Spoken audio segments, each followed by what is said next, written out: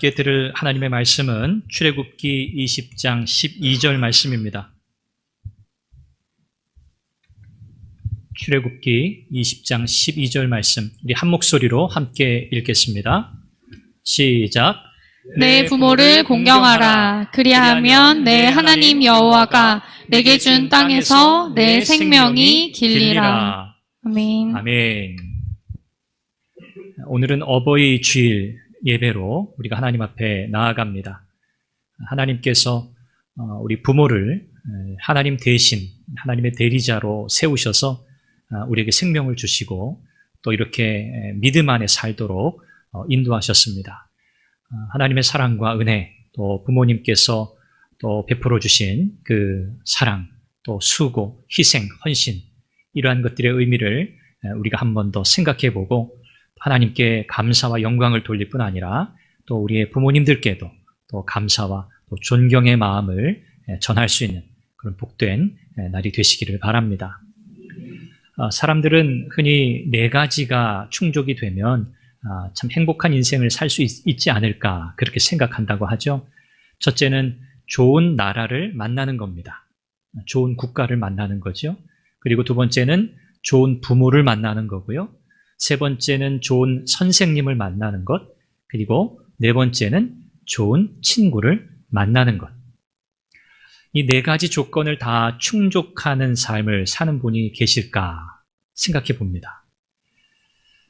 사실 모든 인생이 다 타락했기 때문에 진정한 의미의 이상적인 국가도 없고요. 그리고 부모도 마찬가지죠. 부모도 타락한 죄인이고 선생님도 마찬가지입니다. 존경할 만한 스승 있지요. 그럼에도 불구하고 이 죄로 인해서 인생이 근본적으로 해결하지 못하는 이런 죄의 결과들을 다 안고 있습니다. 그렇기 때문에 우리는 결국 참된 부모, 이상적인 국가, 그리고 이상적인 친구들, 선생님, 사실 찾기가 너무 힘듭니다. 이런 상황 속에서 하나님은 그나마 부모를 통해서 이 부모와 자녀의 관계 안에서 인생의 의미를 발견하게 하시고 인생을 어떻게 바르게 살 것인가라고 하는 이 가르침, 양육을 받게 하십니다. 이렇게 이 세상의 질서를 유지해 가게 하시는 거죠. 세상의 사회의 일원으로서의 삶을 사는 그 원리와 질서를 부모를 통해서 배우게 하시는 겁니다. 그러나 여전히 문제는 있죠. 부모 역시 완전한 사람이 아니라는 겁니다. 부모조차도 불완전한 사람이라는 거죠. 그래서 때로는 부모가 자녀를 잘 양육하고 돌보고 본을 보이고 가이드를 잘 해야 함에도 불구하고 이 죄로 인해서 이 부모의 역할을 잘 하지 못하는 경우도 참 많습니다. 자녀를 학대하는 부모도 많이 있고요. 자녀들을 방치하는 부모들도 있고요. 심지어는 자녀들을 죽게 하는 부모도 있다는 현실을 오늘 우리는 인정할 수밖에 없습니다. 이것이 모두 다 죄의 결과이지요. 오늘 하나님은 성경 말씀을 통해서 내 부모를 공경하라 그렇게 명령하고 계십니다. 이것은 십계명의 5번째 계명입니다. 하나님께서 십계명을 주신 것, 이것은 우리의 인생이 참된 행복을 누리는 삶을 살도록 우리에게 주신 것이고 우리가 아는 것처럼 첫 번째 계명부터 네 번째 계명은 하나님과의 관계 속에서 우리가 지키고 애써야 할 것, 그리고 5번째부터 10번째 계명까지는 우리가 사람들 사이의 관계 속에서 실천해야 할, 지켜야 할 하나님의 뜻을 담고 있습니다. 결국 이 십계명이라고 하는 것은 결국 관계 속에서 이루어지는 계명이라고 할 수 있고요. 하나님은 이 5번째 내 부모를 공경하라 라고 하는 이 명령을 하나님의 백성들 또 오늘 교회에 주셨다고 하는 점을 우리는 잘 기억해야 합니다. 부모로부터 상처받은 분들, 그래서 부모님을 미워하는 관계 속에 있는 분들이 참 많습니다. 어떻게 예외가 있겠습니까? 부모와 자녀 사이의 관계, 좋을 때도 있죠. 좋은 관계도 있죠. 그렇지만 늘 부모와 자녀 사이에는 뭔가 늘 갈등이 있고요. 늘 서로 이해하지 못하는 부분들이 있고요. 서로 용납하고 품지 못하는 그런 영역들이 늘 있습니다. 그럼에도 불구하고 성경은 우리에게 이런저런 상황, 어떤 조건들을 따지고 부모를 공경해라 그렇게 말씀하시지 않고요. 그냥 우리에게 부모를 공경하라고 말씀하세요. 너희 부모가 너에게 참 잘 해줬으니까, 너를 잘 양육했으니까, 그래서 존중할 만하고 존경할 만하니까 공경해라 이렇게 말씀하지 않으셨다는 거죠. 부모가 너를 참 인격적으로 잘 대하고 너를 잘 키웠으니, 너를 사랑했으니 공경해라 이렇게 성경이 말씀하지 않는다는 겁니다. 성경은 그저 매우 단순하게 내 부모를 공경해라 그렇게 명령하고 있습니다. 사실 이 말씀은 어떤 의미까지 포함하고 있는 거냐면, 자식에게 해를 가한 부모까지도 공경해야 한다라는 의미가 사실은 이 명령 가운데 포함되어 있어요. 여러분, 그렇다면 자녀에게 악을 행하고 해를 끼치는 부모에게 공경하고 존경하고 사랑할 수 있는 능력이 여러분들에게는 있습니까? 어떠신가요? 나를 학대한 부모, 나에게 상처를 준 부모를 공경하라, 존경하라, 이것저것 따지지 말고 라고 했을 때 과연 그 명령을 그대로 다 순종하여 실천할 수 있는 사람이 있을까요? 없습니다. 그런데 왜 하나님은 우리에게 이런저런 조건이나 상황, 단서를 붙이지 않고 부모를 공경하라 그렇게 말씀하실까요? 우리 힘으로, 자녀의 힘으로 불가능한 일이기 때문에 그래요. 성경이 하나님께서 무엇 하라 이렇게 명령으로 주신 말씀, 그 명령의 말씀들은 어떻게 우리가 이해해야 하냐면, 우리가 그걸 순종하여 실천할 수 있는 능력이 있어서 우리에게 하라고 하신 명령이 아니고, 우리의 힘으로는 불가능하고 할 수 없고 불완전하기 때문에 오직 하나님의 은혜에 의지해서만 가능한 일이기에 하나님의 은혜를 전적으로 의지하고 사모하라는 그 명령이에요. 이것이 밑바탕에 깔려있는 말씀이에요. 그래서 부모를 공경하라 라고 하신 이 말씀도 마찬가지입니다. 하나님의 은혜로만 가능한 일이기에 우리에게 명령으로 주셨어요. 부모님을 공경하는 일뿐만입니까? 우리의 삶의 모든 일이 다 그렇죠.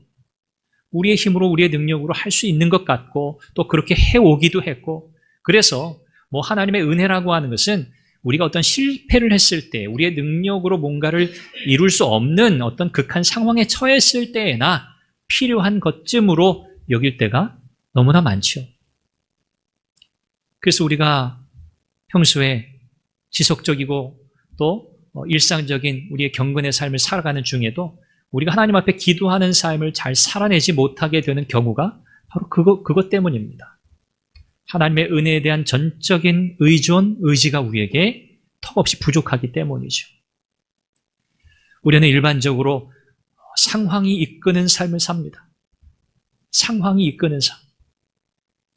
우리는 하나님의 말씀이 이끄는 삶을 사는 교회, 하나님의 말씀이 이끄는 삶을 사는 복된 그리스도인의 삶을 살기를 원합니다.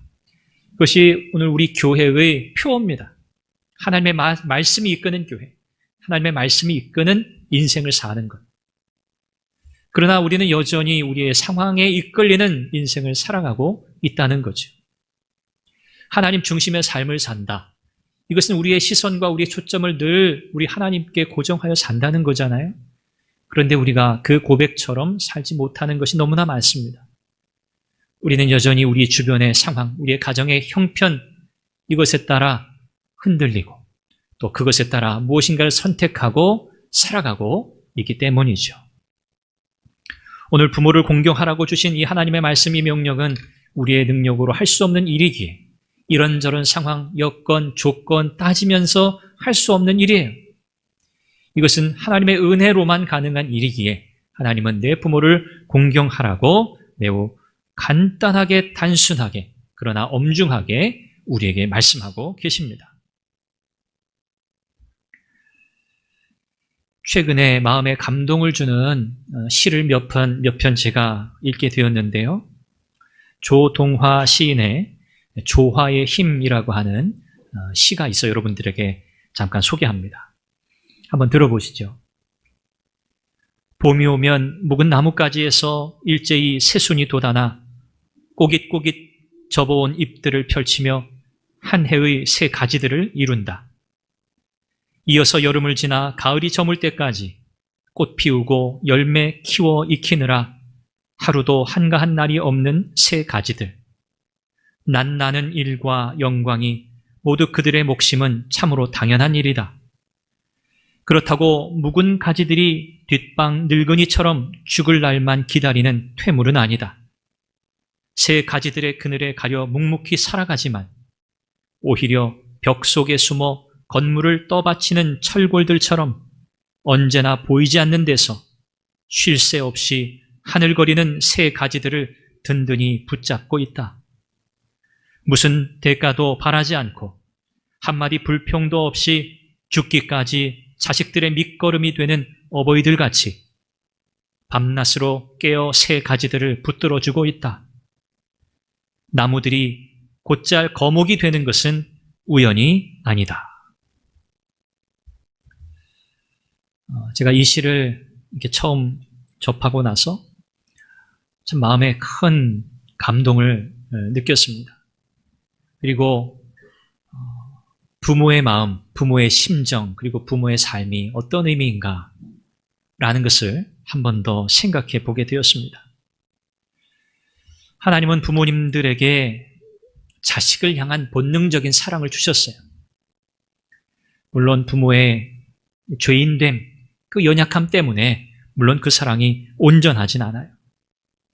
그럼에도 불구하고 이 본능적인 사랑 때문에 우리 부모님들은 자녀들이 자립해서 자기의 힘으로 자기의 인생을 살아갈 수 있을 때까지 많은 희생과 수고와 헌신을 감당합니다. 이것이 바로 부모의 삶이지요. 물론 간혹 그렇지 않은 부모도 있습니다. 이렇게 하나님은 부모를 통해서 그 본능적인 사랑을 통해서 자녀들을 돌보고 양육하고 잘 세워가도록 하셨어요. 그 과정 가운데 부모님들의 많은 수고와 희생이 있다는 것을 우리는 부인할 수 없습니다. 부모님의 허물과 연약함과 이런저런 문제들에도 불구하고 우리는 부모님들의 사랑과 그들의 수고와 그들의 헌신, 그 의미를 간과할 수 없는 거죠. 이렇게 부모님들의 희생과 헌신적인 사랑에 대해서 오늘 자녀된 모든 우리 하나님의 사람들은 의무를 다해야 한다고 말씀해요. 이것이 바로 부모를 공경하라고 하신 이 명령에 담긴 의무입니다. 이것은 부모님들이 요구하신 게 아니에요. 자식들아, 자녀들아, 내가 너희 부모이니 나를 공경해라, 나를 존경해라, 나를 사랑해라. 그래서 우리가 부모님을 공경하는 게 아닙니다. 부모님들의 요구 때문에 우리가 부모에게 마땅히 자식의 도리를 감당하는 게 아니고 성경은 하나님의 명령이기 때문에 부모를 공경하라는 이 명령 자식의 의무와 도리를 다해야 한다. 그렇게 말씀하고 있는 거죠. 우리가 그러면 어떻게 자식의 도리, 자식의 의무를 다할 수 있을까? 아마 여러분들께서 이미 실천하고 계시고 또 이미 부모님들을 향한 공경, 또 존경, 또 사랑의 마음을 가지고 이미 여러분들이 다 실천해 오시는 내용들이라고 생각이 돼요. 오늘 우리는 다시 한번 그것을 짚어보고요. 혹시 우리에게 부족함이 있었다면 우리가 그것들을 좀 보완할 수 있기를 바라고 또 우리의 마음에 좀 진심이 없었다면 우리의 마음을 조금 가다듬어서 진심을 담아서 우리의 부모를 향한 자식의 도리를 또 그렇게 회복하는 그런 은혜가 있으시기를 바랍니다. 한 세 가지 여러분들과 나누고 싶어요. 첫째는 부모님을 잊지 않고 기억하는 겁니다. 부모를 통해서 내가 존재하게 되었지요. 부모의 생명을 통해서 하나님은 오늘 나의 생명을 주셨어요. 부모란 그런 존재지요. 그런 부모님을 우리가 기억하는 겁니다. 부모님의 교육 수준이나 부모님의 어떤 생각의 차이나 또 도덕적으로 어떤 흠이 있다? 그런 것들 때문에 나는 부모님에게 자식으로서의 도리를 나는 할 수 없어. 나는 하지 않겠어. 이렇게 생각해서는 안 된다는 거죠. 부모님의 인격이나 부모님의 어떤 재산의 유무 이런 것에 따라서 부모님을 공경하는 것이 아니고요. 부모님이 나를 낳으셨다. 내게 생명을 주셨다. 라고 하는 그 사실, 그것 때문에 부모님을 공경하는 것, 자식의 도리를 다해야 한다는 거죠. 이것이 부모님의 부모님됨을 인정하는 겁니다. 어쨌든 우리는 부모를 통해서 세상에 왔기 때문에 그래요. 두 번째는 부모님에게 필요한 것을 공급하는 겁니다. 우리는 태어나서부터 우리 스스로 우리 앞가림을 할 때까지 부모님으로부터 모든 것을 공급받았죠. 먹는 것, 입는 것, 쓰는 것, 모든 것을 다 부모님으로부터 받았어요. 물론 그것이 때로는 부족할 수도 있었고 모자랄 수도 있었을 겁니다. 그러나 어찌되었든 우리 부모들은 우리에게 먹이고 입히고 또 우리를 잘 성장시키기 위해서 애를 쓰셨어요. 그러므로 오늘 자녀된 저와 여러분들은 부모님의 여러 형편과 상황을 잘 살펴야 하는데 특별히 경제적인 도움을 드릴 것이 있을까? 우리가 늘 살펴야 합니다. 이것은 뭐 경제적 도움뿐만 아니라 부모님의 형편을 두루 부지런히 살펴야 한다는 거죠.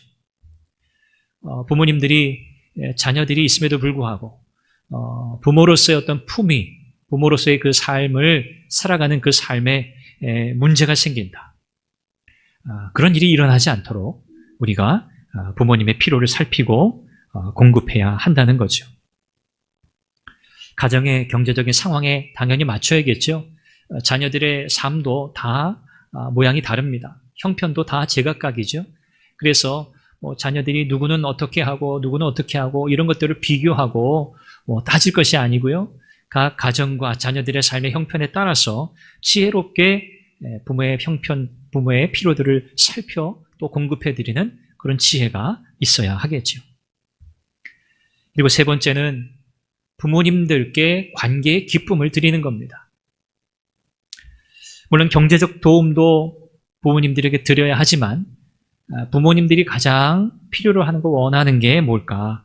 그것은 바로 관계의 기쁨이라고 생각이 됩니다. 나이가 드시고 또 홀로 되시는 또 부모님들도 많이 계시잖아요. 양친이 다 살아계셔서 또 건강하게 또 오래도록 살아계시는 분들도 계시지만 그러나 부친이 먼저 세상을 떠나신 분들 혹은 또 모친이 세상을 떠나신 분들 굉장히 많죠. 저희 어머니가 작년에 이제 하나님 부르셔서 하나님 나라로 가셨는데 저희 어머니가 50대에 홀로 되셨습니다. 제 아버지가 일찍 돌아가신 거죠. 50대 돌아가셨어요. 50대 중반에 돌아가셨기 때문에 어머니께서 이제 돌아가시기까지 참 오랜 세월, 수십 년의 세월을 이렇게 홀로 지내셔야 했는데 제가 이제 막내이다 보니까 어머니와 보낸 시간이 가장 짧죠.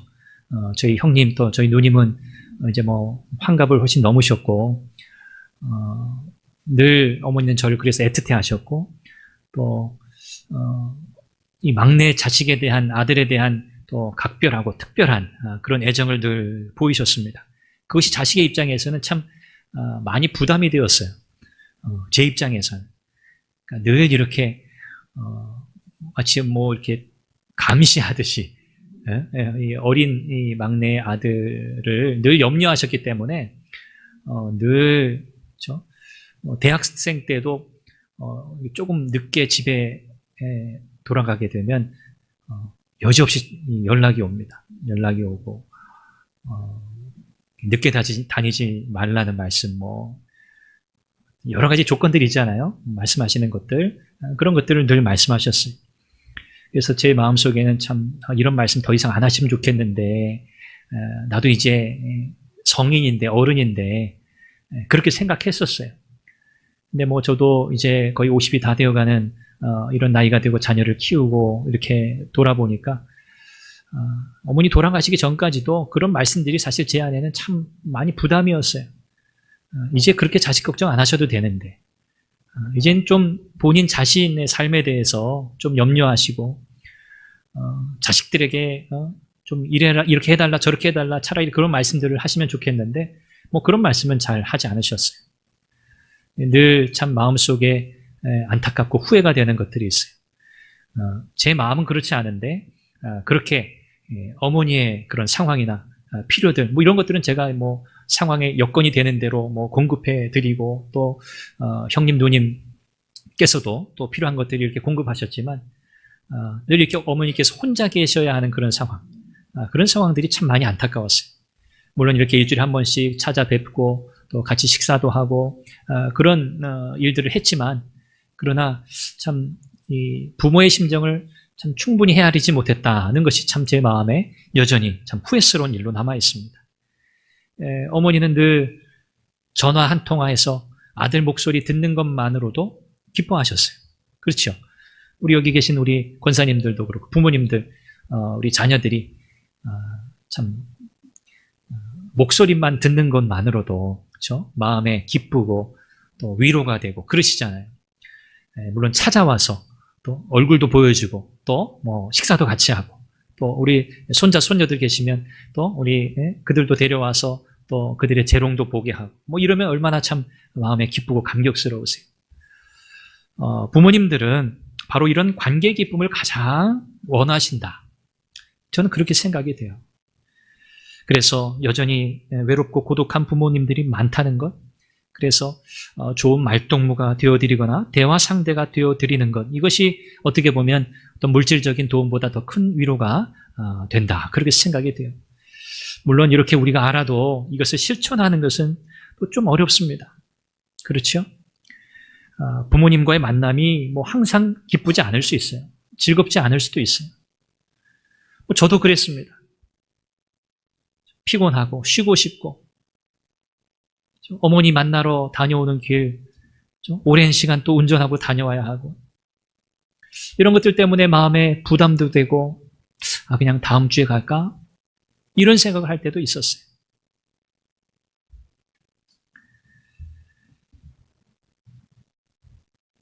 그럼에도 불구하고 성경은 우리 부모에게 자식으로서의 도리를, 의무를, 이 관계의 의무를 다해야 한다. 그렇게 말씀합니다. 부모님은 자식과 함께 있는 시간을 즐거워하시는데 자녀인 우리도 그렇다는 인상을 드려야 하는 거죠. 몸은 있는데 마음은 이미 떠나 있는 경우도 있죠. 부모님 집에 도착한 순간부터 이미 떠날 준비를 하는, 그래서 자리에도 잘 앉지 않고 자꾸 서성거리고 뭔가 다른 약속이 있는 것처럼 그렇게 행동할 때도 있었죠. 부모님을 잊지 않고 기억하는 것, 부모님의 필요를 살피고 공급하는 것, 또 부모님께 관계 기쁨을 드리는 것, 이것이 오늘 우리가 자식으로서의 의무 도리를 다할 수 있는 실천적인 영역이 아닐까, 그렇게 생각이 됩니다. 오늘 성경은 부모를 공경하라 그렇게 말씀합니다. 이 공경하라라고 하는 이 히브리 단어, 카베드라고 하는 단어인데요. 이 단어의 의미가 굉장히 무겁습니다. 이 카베드라고 하는 단어, 이 문자적인 의미 자체가 무겁다는 뜻이에요. heavy, 무겁다는 뜻이에요. 무게가 나간다. 그리고 영광스럽다, 그런 의미도 가져요. 그래서 이 카베드라고 하는 단어가 부모를 공경하라라고 하는 단어에도 사용되지만, 이 표현에도 사용되지만, 하나님을 경외하라, 하나님을 공경하라라고 할 때에도 이 카베드라고 하는 단어가 사용돼요. 누구누구에게 존중이나 명예를 나타낸다, 영광을 돌린다, 이런 의미를 담고 있습니다.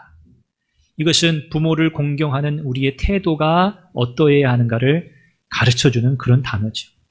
이 카베드라고 하는 단어는 우리 신체의 장기 중에 간을 가리키는 단어로도 사용됩니다.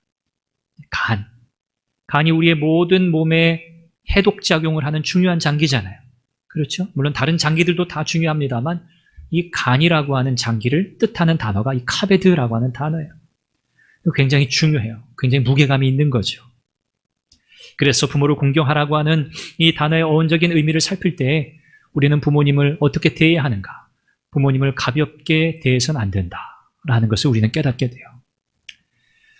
부모님에게 깊은 존중과 또 두려움 안에서 부모님을 향한 따뜻한 사랑으로 마치 우리가 하나님을 경외하듯이, 우리가 죽게 하듯이, 골로새서 3장에서는 죽게 하듯이, 주 안에서 이런 표현들을 사용하잖아요. 에베소서 6장도 마찬가지예요. 주 안에서 라고 하는 조건을 붙입니다. 하나님을 경외하듯이, 하나님을 향해서 우리의 마음의 태도를 가다듬듯이, 우리가 하나님을 그렇게 존귀하게, 하나님을 그렇게 여기듯이 우리가 부모를 그렇게 여겨야 한다라는 의미가 이 공경하다라고 하는 단어 속에 담겨있는 의미입니다. 인생의 진정한 행복은 어떤 소유나 지위에서 오는 것이 아니고요, 바로 관계에서 옵니다. 말씀드린 것처럼 십계명은 바로 이 관계에서 누리는 행복, 그 의미를 하나님께서 우리에게 가르치신 이 10가지 계명입니다. 하나님과의 관계, 이웃과의 관계, 특별히 이웃과의 관계를 시작하는 5번째 계명에서는 하나님께서 다른 계명들에서는 하나님께서 약속하지 않으신, 걸지 않으신 상급을 거셨어요. 내 부모를 공경하라. 거기에 달려있는 약속이 뭐죠? 2가지입니다. 땅에 대한 약속, 장수에 대한 약속이에요. 내 부모를 공경하라. 그러면 내가 너에게 준 땅에서 내 생명이 길리라. 하나님은 왜 다른 1계명부터 10계명 중에 5계명을 제외하고는 어떤 보상에 대한 약속을 하지 않으시고 거기는 그냥 무조건 순종하는 거예요. 그 명령은 이걸 지켰다고 하나님이 뭐 상 주시고 그러는 게 아니에요. 그건 그냥 우리가 지켜야 돼요. 그런데 5계명만 하나님은 상을 거셨어요. 땅에 대한 약속과 장수에 대한 약속을 주신 거죠. 왜 하나님이 이런 상급을 거셨을까요?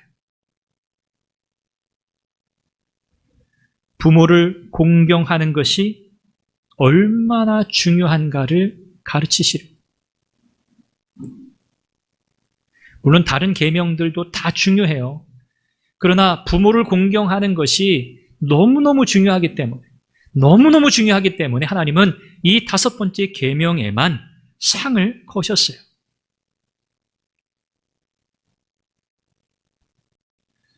하나님은 이렇게 우리를 보신다는 거예요.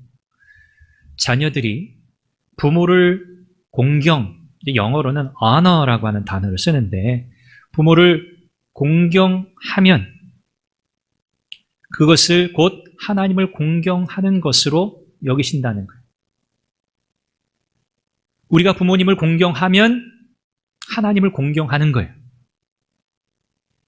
우리가 부모님을 공경하면 하나님이 우리를 존귀하게 여기신다는 거예요. 굉장히 중요한 법칙이죠.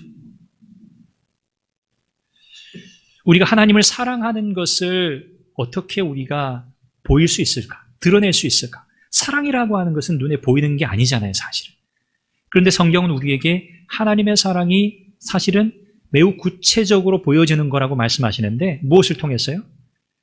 너희가 나를 사랑하면 내 계명을 지키라. 하나님의 말씀을 지키는 것, 순종하는 것이 하나님을 사랑하는 것이라고 우리 주님이 가르치셨어요. 그러니까 말씀에 대한 순종이 곧 하나님을 사랑하는 거예요. 사랑합니다, 이 고백이 하나님을 사랑하는 게 아니고요, 하나님의 말씀을 지켜 순종하려는 삶을 사는 그 사람이 하나님을 사랑하는 자라고 하나님은 여기신다는 거예요. 마찬가지죠. 부모를 공경하라. 이런저런 이유로 부모님을 공경하거나 존경할 수 없는 이유는 너무 많아요. 자녀들의 입장에서 현실적으로 그건 부정할 수 없잖아요. 그럼에도 불구하고 부모를 공경하라고 하신 그 말씀을 우리가 순종하고 애써 지키려고 할 때 이것이 무엇과 연결되는 거예요? 하나님을 하나님을 공경하고 하나님을 존중하고 하나님을 귀하게 여기는 우리의 신앙의 삶의 태도와 연결된다는 거예요. 부모님을 얕잡아보고 부모님을 모욕하고 부모님을 깔보고 무시하는 그런 태도를 가진 자녀가 여러분 하나님을 온전히 섬기고 하나님을 존귀하게 여겨드리고 하나님을 공경할 수 있겠느냐는 거예요. 그건 말이 안 된다는 거죠. 마틴 루터는 이런 표현을 했어요. 부모는 세상에서 하나님의 대리자다. 부모님은 세상에서 하나님의 대리자다. 이건 하나님의 백성, 하나님의 자녀, 그리스도인, 성도에게 주신 말씀이에요. 믿음이 없는 사람들, 세상 사람들은 부모를 어떻게 대할지 모르겠어요. 우리와 크게 다르진 않겠죠. 그러나 우리는 달라야 한다는 거예요. 우리는 하나님의 자녀니까, 그리스도인이니까, 성도니까, 거듭난 하나님의 사람들이니까 우리는 조건과 형편과 상황을 따라 부모를 존경하거나 공경하는 그런 일반적인 세상의 그런 풍조를 따르지 않고 우리는 그럼에도 불구하고 부모를 공경한다는 거죠. 하나님은 부모를 통해서 하나님을 보게 하세요. 그러니까 부모의 책임이 굉장히 큰 거죠. 자녀들의 의무만 말씀하는 게 아니고요. 성경은 부모의 책임을 굉장히 강조하잖아요. 부모의 책임을 굉장히 강조해요. 오늘 자녀의 입장에서만 제가 말씀을 드려요. 부모님들과의 깨어진 관계, 갈등의 상황 속에 계신 분들이 굉장히 많으실 겁니다. 아무리 애쓰고 노력해도 상황이 바뀌지 않고 그런 기대가 되지 않는 그런 상황에 계신 분들도 굉장히 많을 겁니다. 굉장히 많아요. 내가 아무리 애쓴들 우리 부모님이 내가 기대하는 그런 변화, 내가 기대하는 그런 반응을 보이실까? 아니, 아마 돌아가실 때까지 절대 바뀌지 않으실 거예요. 저도 저희 어머니를 그렇게 생각했습니다. 어머니 이렇게 하셔야 되고, 어머니 저렇게 하셔야 되고, 이럴 땐 이렇게 하셔야 돼요. 이렇게 말씀을 드려도 듣기는 들으시지만 수십 년이 지나도 안 바뀌시더라. 안 바뀌시고. 자녀의 이야기를 수용하는 마음의 태도와 그 부드러움은 많아지셨는데, 그러나 그 어머니의 생각, 어머니의 살아온 그 인생 속에서 다듬어지고 또 마음속에 정해진 그 모든 것들은 정말 안 바뀌더라고요. 부모님이 바뀌지 않고 달라지지 않아도 여러분 실망하지 마시기 바랍니다. 실망하지 마시기 바랍니다. 우리는 부모님이 변화될 것을 조건으로 걸고 부모를 사랑하거나 부모님을 존경하거나 부모를 공경하는 게 아니에요. 그럼 부모를 공경할 수가 없어요. 불가능해요. 그렇잖아요.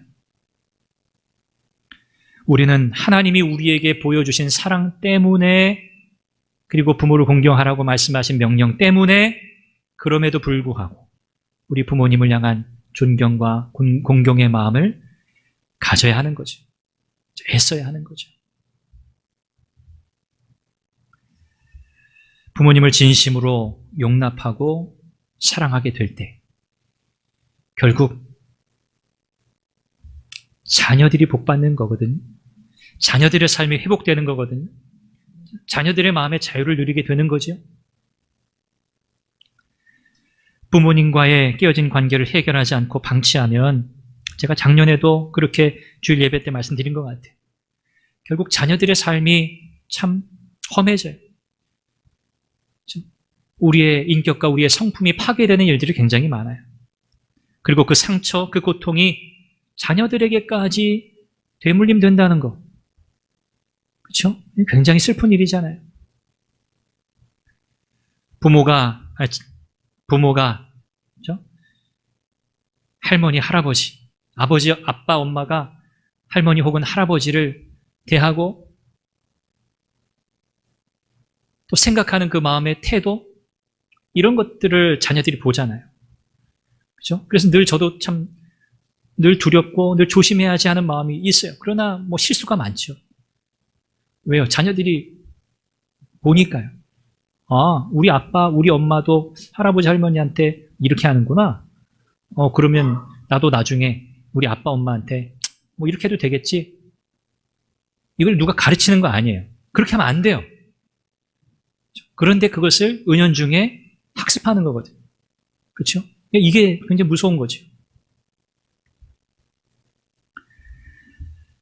하나님께서 자녀된 모든 분들에게 지혜와 용기를 주시기를 바랍니다.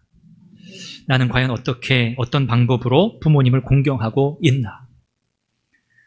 우리는 사실 자녀의 입장에서 저도 마찬가지지만 참 많이 부족하고 연약해요. 우리는 늘 그걸 인정해요. 또 부모님의 연약함과 부모님의 허물과 부모님의 흠을 보면서도 마음에 참 아파요. 왜 이러시지? 왜 자꾸 이러시지? 왜 또 이러시지? 그죠? 이것이 늘 악순환되고 늘 해결되지 않아서 참 답답할 때가 너무 많아요. 결국 우리의 힘으로는 안 되더라. 우리의 노력으로는 어떤 인간적인 방법으로는 이거 안 되더라. 이게 우리 결론이잖아요. 그래서 우리는 하나님 앞에 매달리는 거예요. 하나님의 은혜를 구하고 우리 부모님의 마음을 만져주시기를 바라고 또 자녀된 나의 이런 상함과 나의 아픔과 나의 고통의 문제도 하나님이 만져주시기를 바라고 내가 진정으로 진심으로 우리 부모님을 용납하고 사랑하고 내 마음 가운데 진심으로 부모님을 공경하고 존중할 수 있는 그런 마음을 내 안에 회복시켜 주시기를 하나님의 은혜를 의지하여서 우리가 하나님 앞에 구하는 거죠. 이 방법밖에는 우리가 부모를 공경할 수 있는 길이 없어요. 여러분, 하나님의 은혜를 의지하십시오. 우리 자녀된 모든 우리 성도님들 하나님의 은혜를 붙드십시오. 언제 해결될지 그거는 몰라요. 그러나 은혜를 사모하면서 하나님께서 모든 상황 속에서 역사해 주시기를 바란다면 하나님께서 반드시 응답하실 겁니다. 왜요? 이게 하나님의 뜻이니까. 하나님 기뻐하시는 일이니까 우리가 그 일을 하기 원한다면 그리고 은혜를 구하면 하나님이 반드시 방법을 주실 거고요. 상황을 하나님께서 열어주실 거고요. 하나님의 말씀을 통해서 우리를 만져주실 겁니다. 하나님의 은혜가 우리 모든 가정 가운데 충만하시기를 바라고요. 부모님을 향한 사랑과 존경의 마음, 공경의 마음이 온전하게 회복되어서 정말 하나님 기뻐하시는 복된 가정들이 다 되시기를 주님의 이름으로 축원합니다. 기도하겠습니다. 우리 함께 기도하죠. 하나님, 자녀인 내가 우리 부모님을 온전히 진심으로 사랑하고 공경하고 존경할 수 있게 하옵소서. 어떤 상황이나 조건, 형편 이런 것들 때문에 부모님과의 관계 속에 어려움을 겪고 있는 분들이 계실 줄 압니다. 우리가 하나님의 은혜에 의지합시다. 하나님 도와주십시오. 하나님 은혜를 베풀어 주십시오. 우리의 마음을 만져주시고 회복시켜 주시고 변화시켜 주시고 새롭게 주옵소서.